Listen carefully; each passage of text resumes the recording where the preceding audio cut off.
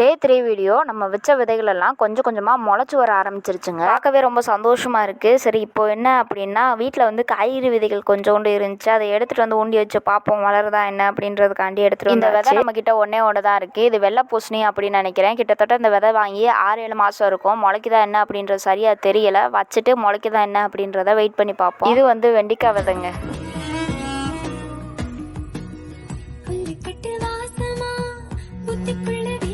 இது வெள்ளரிக்காவும் தர்பூசணி விதையும்.